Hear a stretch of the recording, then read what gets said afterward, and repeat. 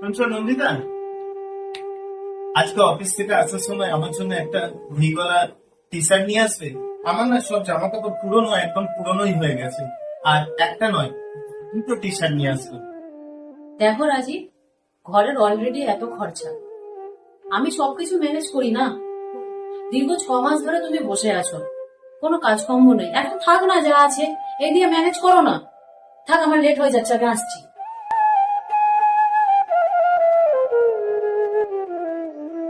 ঘরে বসে বসে আর ভালো লাগছে না। কি যে করি। দেখো রাজীব, কোম্পানি অলরেডি সব এমপ্লয়কে বাদ দিয়ে দিয়েছে। তুমি একা নও, আর তুমি বিরক্ত হও না। তুমি শীঘ্রই কোথাও না কোথাও কাজ পেয়ে যাবে। আজকের দিনে কাজ পাওয়া অত সহজ নয় নন্দিতা। তারপর ঘরের এত খরচা, ইএমআই। তাছাড়া তো আমি আছি, আমি তো জব করছি। I will manage. তুমি এত টেনশন নিও না। তুমি একা কি করে ম্যানেজ করবে, আমি তো এটাই চিন্তা করছি। আমার কাছে তো কোনো সেভিংসও নেই। দেখো, এতদিন তুমি তো ম্যানেজ করেছিলে, আর আমি তো আছি, বলো।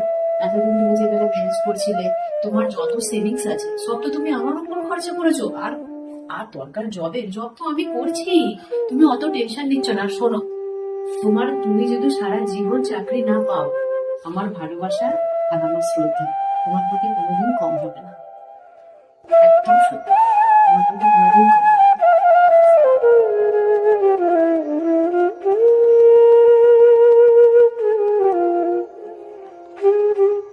কতবার বলেছি রাজীব, ঘরের সমস্ত কাজ করে রাখবে, রান্না করে রাখবে, বাসন মেজে রাখবে, ঘর পুছে রাখবে। আর তাছাড়া তুমি করোইটা বা কি? সারাদিন ঘরে তো বসে থাকো, কাজকর্ম তো কিছু নেই। কমসে কম এই কাজগুলো তো ভালো করে করতে পারো।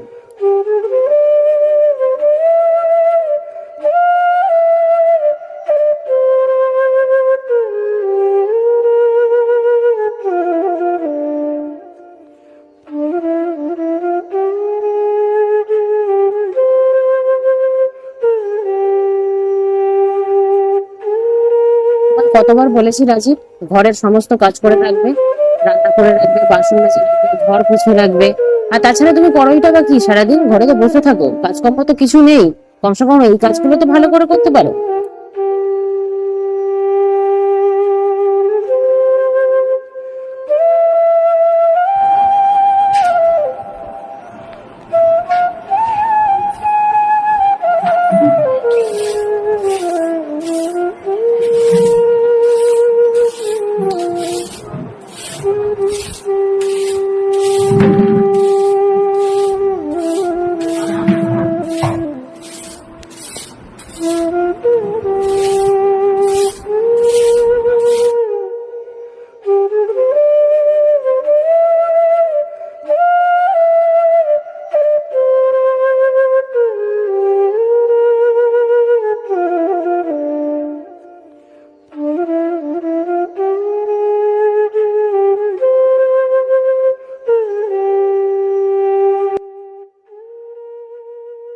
নন্দিতা, আমি না একটা অনলাইনে অর্ডার করেছিলাম, কুরিয়ার বালা এসেছে।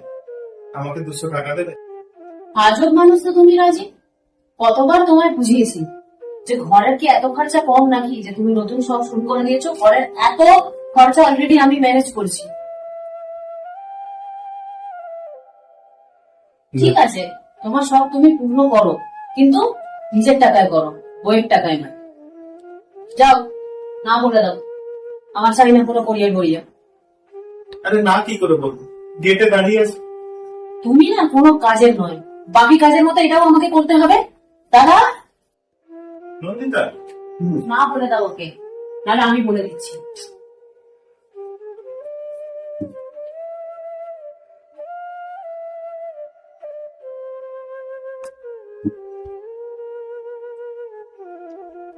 হে ভগবান, একটা দিনই তো ছুটি পাই, তারপরে অফিসের এত কাজ, সংসারের এত কাজ, এত খরচা। আমি তো পাগল হয়ে যাব। চলেছে লাট সাহেব নিজের শখ পূর্ণ করতে। নিজে তো কামাই তো কিছু নয়, বইয়ের টাকা শখ পূর্ণ করতে চলেছে। সব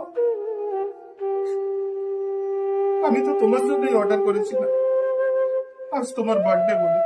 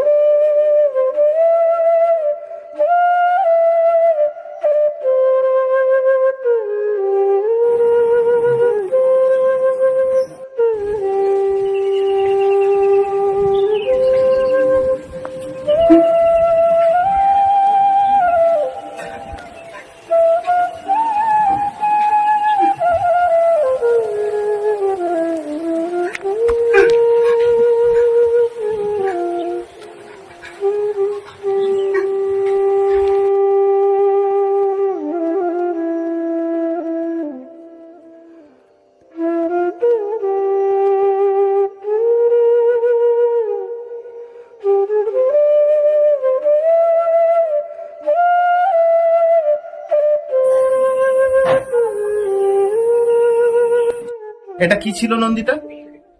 আর কে ছেড়ে গেলেন তোমাকে গাড়ি করে? টোটোওয়ালারা টোটো চালানো বন্ধ করে দিয়েছে নাকি? তুমি টোটো করে আসতে পারতে না? আরে টোটো পেলাম না, তাই রাজেশ স্যার বললো আমি ড্রপ করে দিচ্ছি।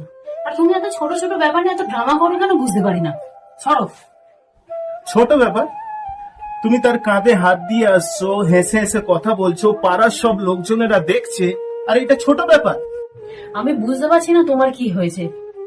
তুমি আর তোমার এই ছোট চিন্তা আমার বোঝার বাইরে। সরো, ক্লান্ত হয়ে এসছি, আমি কোনো কথা বলতে চাই না।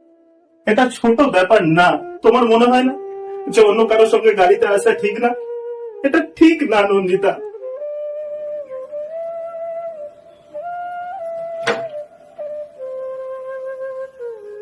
এটা ঠিক না নন্দিতা।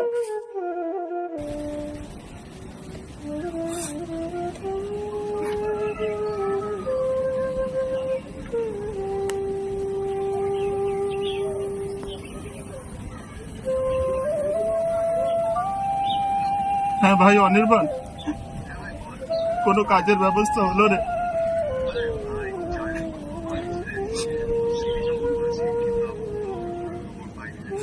দেখ না ভাই, মাইনে কম হলেও চলবে, কোনো একটা কাজের আমার ব্যবস্থা করে দেবে। আমি এই ঘরে আর থাকতে পারছি না, এই ঘর আমাকে কিনতে আসছে।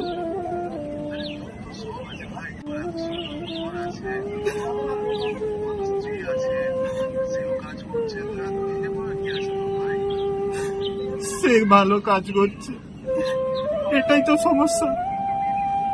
আমার কোনো সেলফ রেসপেক্ট থাকছে না, আমি সবার চোখে পড়ে গেছি, সবার কাছে আমি হারিয়ে গেছি।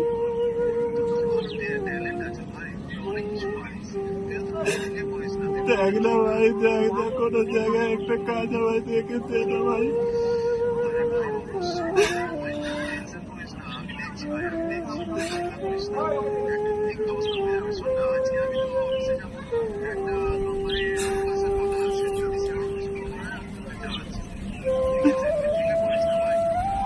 ঠিক আছে ভাই,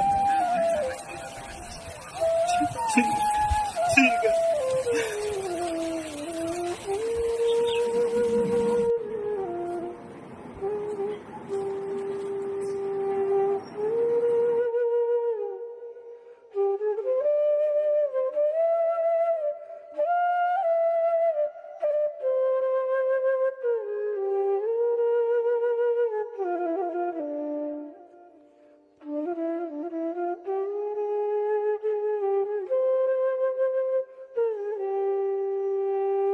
রাজীব, এসে গেছো তুমি? আমি রান্না বান্না সব করে রেখেছি, বাসন পাসনও সব মেজে রেখেছি, ঘর দোর সব সাফ সাফাই করে রেখেছি। চলো খেয়ে নি। আজকে খুব তাড়াতাড়ি চলে এসেছো তুমি। এই গিফটটা? এই গিফটটা তো আমি তোমার জন্যই অর্ডার করেছিলাম, তোমার বার্থডে ছিল না? এটাই কি ওই দিন কোরিয়ারে এসেছিল? এটাই তো, আমি সেদিন যে 200 টাকা চাইছিলাম না তোমার কাছে। চলো খাবার খেয়ে নিই। রাজীব, ক্ষমা করে দাও। আমি জানি, মানছি আমার অনেক কথা দিয়ে তুমি অনেক কষ্ট পেয়েছো। না জানতে আমি অনেক ভুল কথা তোমাকে বলে দিয়েছি। আমাকে প্লিজ ক্ষমা করে দাও, আমার ক্ষমা করে দাও। সত্যের না কোনো ক্ষমা হয় না নন্দিতা। তুমি যা করেছো একদম ঠিক করেছো, একদম ঠিক করেছো। আমার মতো মানুষের সঙ্গে তো এরকমই হওয়া উচিত, আমার মতো মানুষের সঙ্গে তো থাকাই উচিত নয়। তুমি তো আমাকে সহ্য করছো, কিভাবে রেখেছি আমি তোমাকে এরকম অবস্থায়? আরে রোজ মরছি আমি, তোমার তো আমার সঙ্গে থাকাই উচিত না। চলে যাও আমার কাছ থেকে। আমরা কি আমার নতুন করে জীবন শুরু করতে পারি না রাজীব? পারি না বলো? জীবন?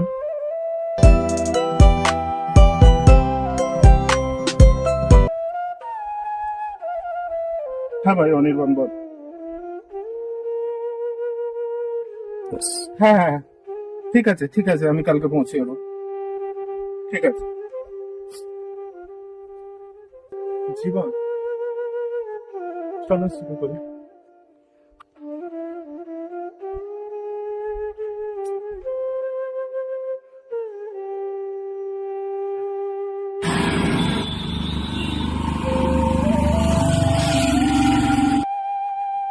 হ্যালো, হ্যাঁ বলো। আচ্ছা আচ্ছা, ঠিক আছে। হ্যাঁ রাখ।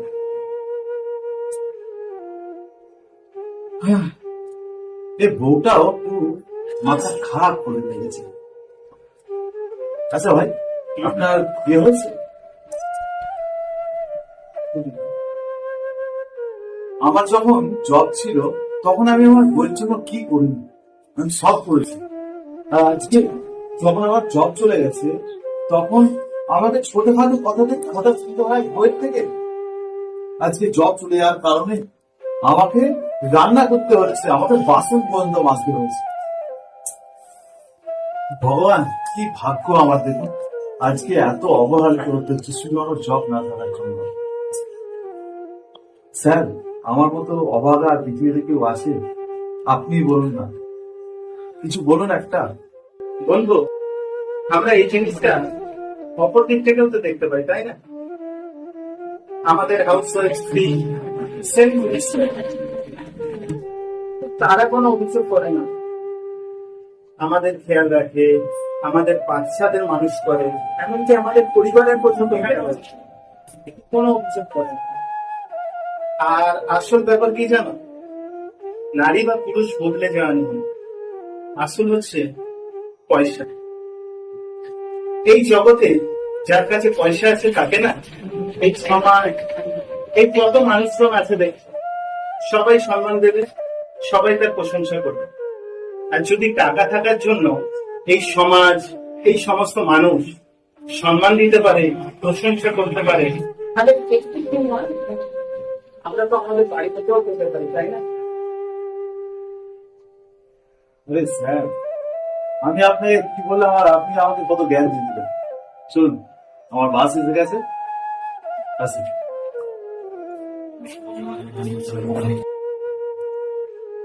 হ্যাঁ বলো অনির্বাণ। হ্যাঁ হ্যাঁ জানি তো, এই তো আমি বাস স্ট্যান্ডে বসে আছি, ইন্টারভিউ দিতে যাবো বলে। হ্যাঁ ভাই, আমার তো বাস এখনো আসেনি, যদি একটু আমাকে রিসিভ করে নিতিস, একটু ছেড়ে দিতিস আর। আচ্ছা আচ্ছা, থ্যাংক ইউ ভাই।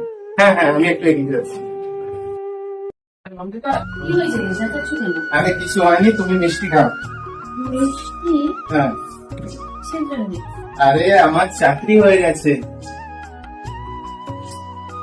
তাহলে তোমার তো খাওয়া উচিত। আর তোমার আমাদের চিন্তা নেই। আচ্ছা কেন তুমি ধরো।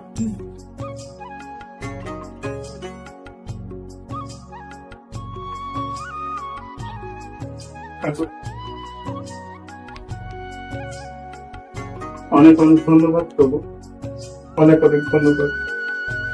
আপনার কাছেও আমার কিছু ধার আছে, আমি প্রথম মাসের স্যালারি পেলে আমি সেই ধার মিটিয়ে দেবো। অনেক অনেক ধন্যবাদ প্রভু, অনেক অনেক ধন্যবাদ। আরে বসে আসো, আজকে আমি স্যালারি পেয়েছি, আর দেখো তোমার জন্য আমি কি এনেছি। কি এটা? পছন্দ তো আমার তোমার জানি না, কিন্তু এক্সপেন্সিভ আছে, দেখো তোমার পছন্দ হয় কিনা।